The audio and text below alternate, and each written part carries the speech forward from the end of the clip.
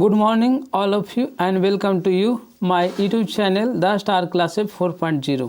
आज मैं 10वीं कक्षा के विद्यार्थियों के लिए लेकर आया हूँ साइंस का 40 VVI क्वेश्चन जो आगामी परीक्षा की दृष्टि से बहुत ही महत्वपूर्ण है। यह कंपटीशन के परीक्षाओं के लिए भी बहुत महत्वपूर्ण है। तो बिना समय को गवाए हुए वीडियो को स्टार्ट करते हैं। पहला क्वेश्चन दिया है, किस दर्पण का फोकस दूरी ऋणात्मक लिया जाता है? किस दर्पण का फोकस दूरी ऋणात्मक लिया जाता है?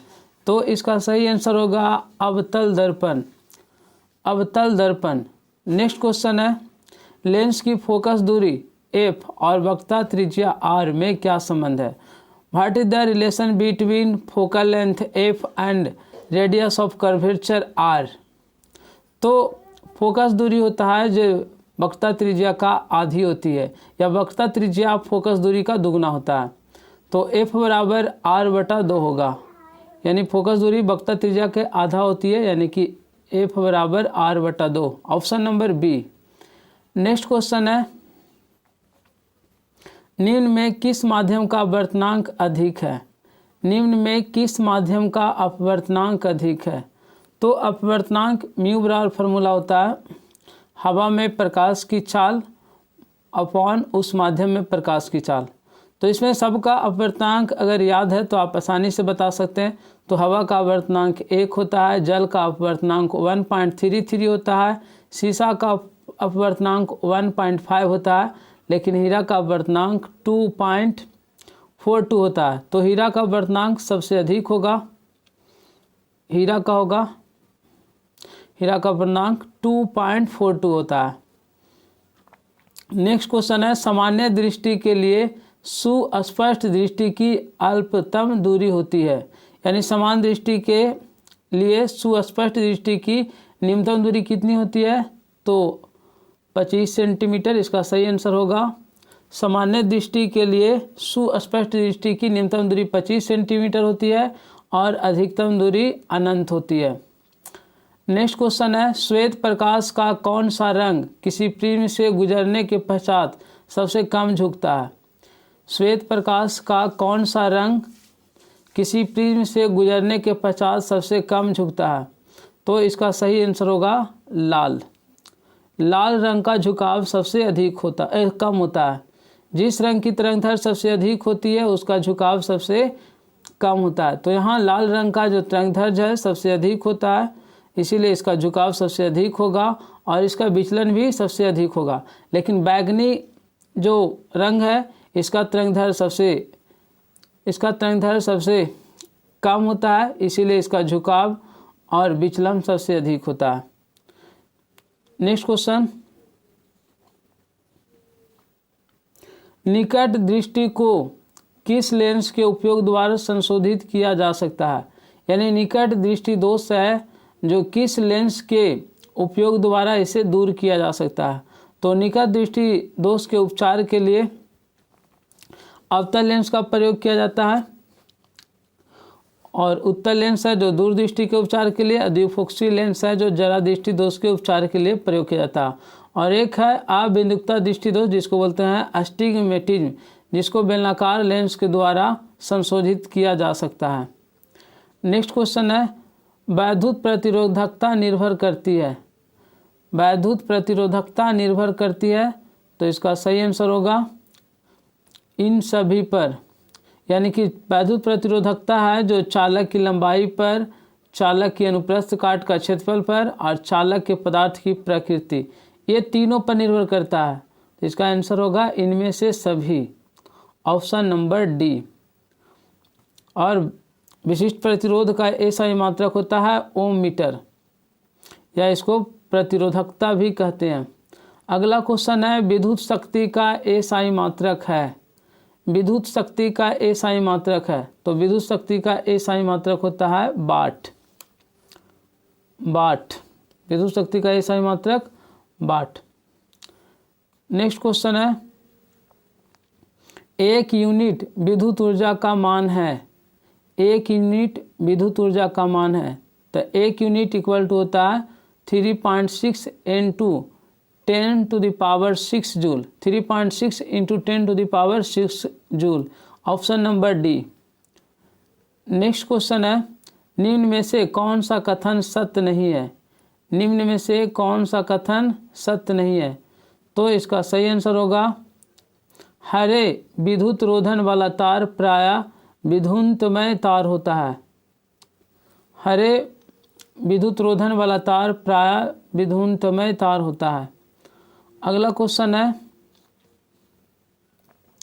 फ्लेमिंग के वाम हस्त नियम में बायां हाथ का मध्यमा संकेत करती है।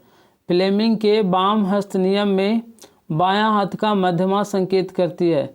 तो इसका सही आंसर होगा धारा की दिशा। चालक में प्रवाहित धारा की दिशा को संकेत करती है। नेक्स्ट क्वेश्चन है, चुंबक के भीतर चुंबकीय क्षेत्र रेखाएं की दिशा क्या होती है? चुंबक के भीतर चुंबकीय क्षेत्र रेखाओं की दिशा क्या होती है? तो चुंबक के भीतर चुंबकीय क्षेत्र रेखाएं की दिशा उत्तर ध्रुव से दक्षिण ध्रुव की ओर होता है। उत्तर ध्रुव से निकलती है और दक्षिण ध्रुव पर समाप्त होती है। Option number A. Next question है, नाभिकीय ऊर्जा का स्रोत निम्न में से कौन है? नाभिकीय ऊर्जा का स्रोत निम्न में से कौन है? तो यूरेनियम। यूरेनियम। कली चूना का रासायनिक सूत्र क्या है? कली चूना का रासायनिक सूत्र क्या है? तो कली चूना का रासायनिक सूत्र होगा calcium oxide, CaO, calcium oxide. Next question है, जल में वैद्युत अपघटन में कैथोड पर कौन सा गैस मुक्त होता है? जल में वैद्युत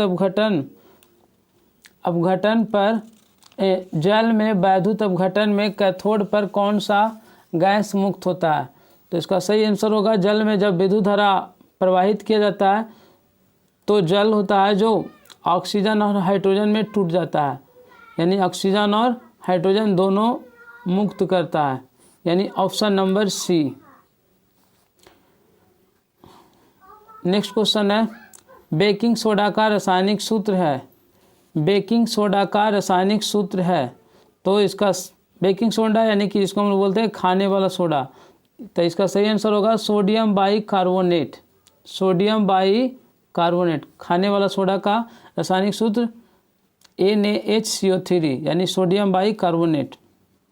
यहाँ CaCO3 किसका है? तो ये संगमरमर का सूत्र है और Na2CO3 10H2O ये है जो वाशिंग पाउडर का है। CaOH2 यानी ऑप्शन नंबर सी है जो बुझा हुआ चूना है जिसको असलैंड लाइम भी कहते हैं और यह एक अकार्बनिक यौगिक है। तो पहला ऑप्शन यानी कि बेकिंग सोडा का रासायनिक सूत्र क्या है? NaHCO3 यानी कि सोडियम बाइकार्बोनेट। ऑप्शन बी है जो Na2CO3 10H2 है जो धोने वाला सोडा यानी कि वॉशिंग पाउडर का है, और CaOH2 है जो बूझा चूना का सूत्र है, और CaCO3 है यानी कैल्शियम कार्बोनेट जो संगमरमर का सूत्र है। नेक्स्ट क्वेश्चन है, कौन सा पदार्थ नीले लिटमस पत्र को लाल कर देता है? कौन सा पदार्थ नीले लिटमस पत्र को लाल कर देता है? तो अम्ल होता है जो नीले लिटमस को लाल कर देता है। मिल्क ऑफ मैग्नीशिया का पीएच मान है। मिल्क ऑफ मैग्नीशिया का पीएच मान कितना होता है? तो इसका सही आंसर होगा 10.5। 7 होता है जो शुद्ध जल का पीएच मान होता है जिसको उदासीन भी बोलते हैं। निम्न में कौन सा धातु चमकीला है? निम्न में कौन सा धातु चमकीला है? निम्न में कौन सा अधातु चमकीला है? तो इसका सही आंसर होगा सोडियम। सोडियम है जो चमकीला है। ब्रोमीन है जो कमरे के ताप पर द्रव अवस्था में होता है। नेक्स्ट क्वेश्चन है, निम्नलिखित में कौन सा धातु अत्यधिक क्रियाशील है? निम्न में कौन सा धातु अत्यधिक अभिक्रियाशील है? तो इसका सही आंसर होगा सोडियम, जिसे मिट्टी के तेल में यानी कि रखा जाता है। इसके साथ साथ सोडियम बहुत ही मुलायम धातु है जिससे हम चाकू के द्वारा भी काट सकते हैं। ऑक्सीजन परमाणु के बाह्यतम कक्षा में इलेक्ट्रॉनों की संख्या कितनी होती है? ऑक्सीजन परमाणु के बाह्यतम कक्षा में इलेक्ट्रॉनों की संख्या कितनी होती है। तो सबसे पहले ये जानते हैं कि ऑक्सीजन की परमाणु संख्या कितनी होती है। तो ऑक्सीजन की परमाणु संख्या 8 होता है, जिसका इलेक्ट्रॉनिक विन्यास 2 और 6 होता है। 2 को हम लोग कोर इलेक्ट्रॉन बोलते हैं और 6 है जो संयोजी इलेक्ट्रॉन है। तो संयोजी इलेक्ट्रॉन को अष्टक पूरा करने के लिए जितना इलेक्ट्रॉन त्यागना पड़े या ग्रहण करना पड़े उसे संयोजकता कहते हैं। तो इसको अष्टक पूरा करने के लिए 2 इलेक्ट्रॉन चाहिए, तो इसका संयोजकता 2 होता है। लेकिन हमसे पूछ रहा है कि इसके बाह्यतम कक्षा में कितने इलेक्ट्रॉन होता है। तो पहला कक्षा में 2 और दूसरा कक्षा में 6, यानी बाहरी वाला कक्षा में 6 इलेक्ट्रॉन होता है। ऑप्शन नंबर बी सही होगा। नेक्स्ट क्वेश्चन है,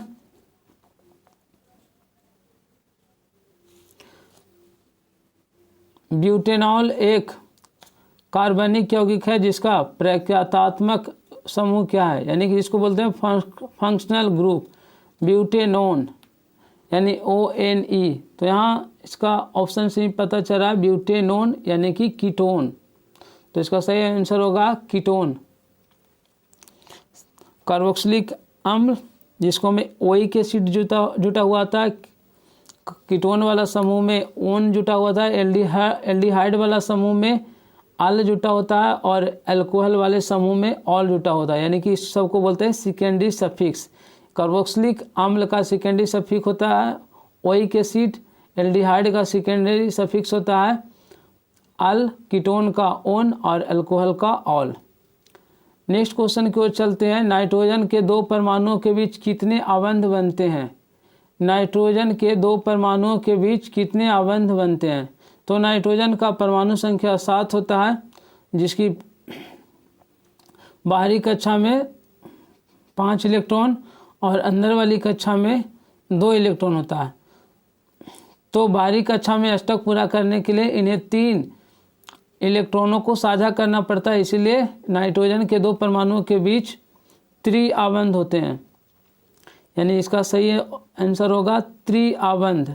ऑप्शन नंबर सी। नाइट्रोजन के 2 परमाणुओं के बीच कितने आबंध बनते हैं, तो त्रिआबंध। नेक्स्ट क्वेश्चन की ओर चलते हैं, एल्कीन का सामान्य सूत्र है। एल्कीन का सामान्य सूत्र है तो CnH2n, CnH2n एल्कीन का सामान्य सूत्र है। और यहाँ CnH2n है जो एल्केन का सामान्य सूत्र है। CnH2n-1 है जो CnH2n-1 है जो एल्काइल का सामान्य सूत्र है, और CnH2n-2 है जो एल्काइन का सामान्य सूत्र है। यानी कि N एल्केन में ANE, एल्कीन में ENE, एल्काइल में बाई-L और यहाँ एल्काइन में बाई-NE जुटता है। तो पहला यानी कि ऑप्शन नंबर ए है जो एल्केन का है, ऑप्शन नंबर बी है जो एल्कीन का है, ऑप्शन नंबर सी है जो एल्काइल का है और ऑप्शन नंबर डी है जो एल्काइन का है। थोड़ा सा एक ही जैसा लगता होगा तो आप लोग को कन्फ्यूजन लगता होगा, लेकिन इसका इंग्लिश वाला नेम है जो बहुत आसान है। नेक्स्ट है, आधुनिक आवर्त सारणी में आवर्तों की संख्या है। आधुनिक आवर्त सारणी में आवर्त की संख्या है, तो आधुनिक आवर्त सारणी में 7 आवर्त है। और आधुनिक आवर्त सारणी किसके द्वारा दिया गया है, तो वह मोसले के द्वारा। और आधुनिक आवर्त सारणी में 7 आवर्त और वर्ग या समूह होते हैं जो 18 होते हैं। आधुनिक आवर्त सारणी में अगर पूछा जाए कि कितने आवर्त होते हैं तो 7, लेकिन वर्ग या समूह की बात किया जाए तो 18। नेक्स्ट क्वेश्चन की ओर चलते हैं, समूह में ऊपर से नीचे जाने पर परमाणु आकार में क्या परिवर्तन होता है। तो ऊपर से नीचे जाने पर परमाणु आकार या परमाणु साइज बढ़ता है, यानी ऑप्शन नंबर ए होगा। ऊपर से नीचे जाने पर परमाणु साइज बढ़ता है। नेक्स्ट क्वेश्चन है, कौन सा एंजाइम इम्प्लिसिकृत वसा का पाचन करता है। कौन सा एंजाइम इम्प्लिसिकृत वसा का पाचन करता है, तो इसका सही आंसर होगा लाइपेज। नेक्स्ट क्वेश्चन है, सामान्य प्रकुचन रक्तदाब होता है। सामान्य प्रकुचन रक्तदाब होता है, तो इसका सही आंसर होगा 120। और अगर अप्रकुचन पूछा जाए तो 80 mm होगा।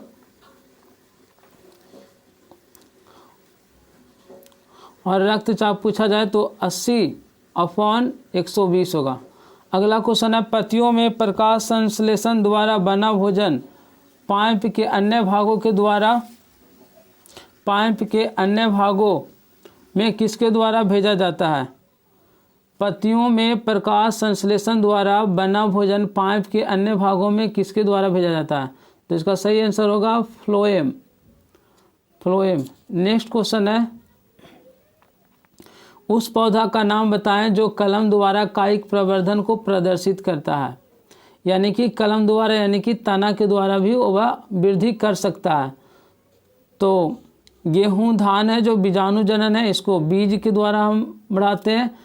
लेकिन गुलाब है जिसको डाली या इसके तना को तोड़ करके रोप देने से भी वह वृद्धि कर जाता है। तो पूछ रहा है कि उस पौधे का नाम बताएं जो कलम द्वारा कायिक प्रवर्धन होता है। तो इसका सही आंसर होगा गुलाब। इसका सही आंसर हो जाएगा गुलाब। नेक्स्ट क्वेश्चन की ओर चलते हैं।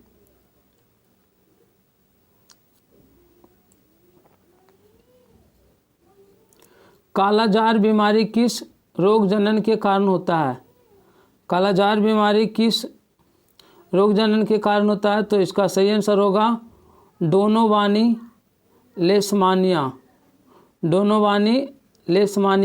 जो कि एक संक्रमण बीमारी है।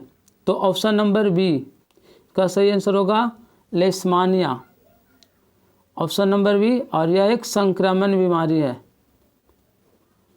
प्लाज्मोडियम के द्वारा यानी मलेरिया होता है मादा एनोफिलीज मच्छर के काटने से। नेक्स्ट है, निम्न में कौन सा द्विलिंगी पुष्प है? तो इसका सही आंसर होगा लौकी पुष्प। लौकी का पुष्प होता है जो द्विलिंगी होता है। नेक्स्ट क्वेश्चन है, मानव में घ्राणग्राही स्थित होता है। मानव में घ्राणग्राही स्थित होता है। घ्राण माने होता है, घ्राण माने संस्कृत में सूंघना, तो सूंघने वाला ग्राही स्थित होता है तो नाक में, कहा कि मनुष्य नाक से ही सुनता है। तो ऑप्शन नंबर इसका होगा बी। मानव में घ्राणग्राही स्थित होता है तो नाकों में। नेक्स्ट क्वेश्चन है, हमारे शरीर की सभी ऐच्छिक क्रियाएं नियंत्रित होती है। हमारे शरीर की सभी ऐच्छिक क्रियाएं नियंत्रित होती है। तो इसका सही आंसर होगा मेंडुला से। थोड़ा सा ये भी जान लेते हैं कि ऐच्छिक क्रियाएं किसको कहते हैं। तो जिस पर मानव का नियंत्रण है, जिस पर हम लोग नियंत्रण कर सकते हैं, उसे ऐच्छिक क्रियाएं कह सकते हैं। यानी कि जो हम लोग इच्छा के अनुसार कर सकते हैं उसे ऐच्छिक क्रियाएं, जैसे खाना, चबाना, ये सब ऐच्छिक क्रियाएं हैं। लेकिन जिस पर हम लोगों का नियंत्रण नहीं है, यानी कि वह खुद ब खुद होता है, उसको बोलते हैं अनैच्छिक क्रियाएं। जैसे दिल का धड़कना, पलक का गिरना, उल्टी आना, ये सब है जो अनैच्छिक क्रियाएं हैं। तो नेक्स्ट क्वेश्चन की ओर चलते हैं। जंतुओं में वृद्धि हार्मोन स्रावित होते हैं। जंतुओं में वृद्धि हार्मोन स्रावित होते हैं। तो इसका सही आंसर होगा पीयूष ग्रंथि से। नेक्स्ट क्वेश्चन है, आनुवंशिकता का सिद्धांत किसने प्रतिपादित किया? आनुवंशिकता का सिद्धांत किसने प्रतिपादित किया? तो आनुवंशिकता का सिद्धांत मेंडल ने दिया। इससे ही आनुवंशिकता का जनक, आनुवंशिकी का जनक कहा जाता है, father of genetics. Next question है, स्त्रियों में लिंग गुणसूत्र होते हैं। तो स्त्रियों में एक्स लिंग गुणसूत्र होते हैं और पुरुषों में XY होते हैं। और पुरुष ही संतान का निर्धारण करता है कि वह नर है कि मादा, यानी कि लड़का या लड़की का निर्धारण पुरुषों के गुणसूत्रों से होता है। अगर पुरुष का Y गुणसूत्र और महिला का X गुणसूत्र अगर मिलता है तो लड़का होता है। अगर पुरुष का X और महिला में तो X ही होता है। तो अगर पुरुष का X अगर जाएगा तो लड़की यानी कि उत्पन्न होगी। नेक्स्ट क्वेश्चन है, इसका सही आंसर होगा XX यानी स्त्रियों में लिंग गुणसूत्र होते हैं तो XX, और अगर पुरुषों में पूछा जाए तो XY। निम्न में से कौन जैव निम्न करणीय कचरा है, यानी कि जिसको नष्ट किया जा सकता, अपघटन किया जा सकता, तो इसका सही आंसर होगा tissue paper. Tissue paper. Next question है, आहार तथा पानी किस राज्य की जल संग्रहण व्यवस्था है? आहार तथा पानी किस राज्य की जल संग्रहण व्यवस्था है? तो इसका सही आंसर होगा उत्तर प्रदेश। नेक्स्ट क्वेश्चन है और अंतिम क्वेश्चन है, प्राकृतिक संसाधनों का प्रबंधन के लिए सबसे उपयुक्त विकल्प निम्न में से कौन सा है? प्राकृतिक संसाधनों का प्रबंधन के लिए सबसे उपयुक्त विकल्प निम्न में कौन है? तो कम उपयोग, पुनः चक्रण, पुनः उपयोग, ये सभी है जिसे यानी कि प्रकृति को प्रबंधन किया जा सकता है। प्रकृति में जो संसाधन है इसको बचाया जा सकता है। ऑप्शन नंबर डी, पुनः चक्रण, कम उपयोग, पुनः उपयोग, ये सारे से प्राकृतिक संसाधन का प्रबंधन किया जा सकता। अगर पुनः चक्रण मित्यतापूर्वक उपयोग न किया जाए तो आने वाले संतानों के लिए प्राकृतिक संसाधन नहीं बचेगा। Thank you so much watching this video. अगर आपको ये वीडियो अच्छा लगता है तो सब्सक्राइब करें, लाइक करें और अपने दोस्तों के बीच भी शेयर करें।